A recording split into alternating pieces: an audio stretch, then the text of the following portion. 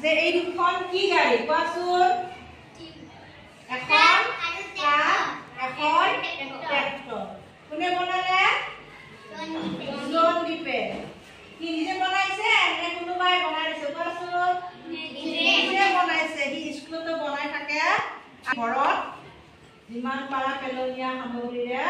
বস্তুবিলাক বনাই থাকিব দিনাখন ফেন বনাইছিলে আৰু দিনাখন কি বনাইছিল জ্যামিতি বক্স গতিকে এই সকলো কোৱাচোন ইয়াতে কি কি বস্তু লাগিছে তোমাক চকা চকাৰ কাৰণে কি কৰিছা কাৰ্টুন কাটি কাটি গোল কৰি বনাইছা আৰু এইবিলাক কাৰ্টুন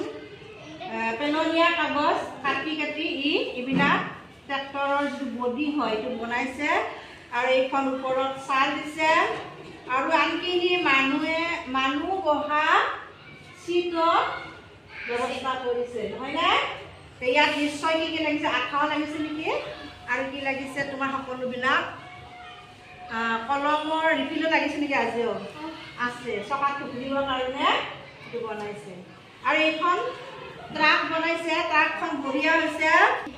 গাড়ী নিয়া কি নিয়া বোলে ডাঙৰ গাড়ীবিলাক ক'ত আনে এনেকুৱা দীঘল দীঘল ট্ৰাকত লৈ আহেনে নাই গতিকে চোৱাচোন কিমান ডাঙৰ চিন্তা কৰি সি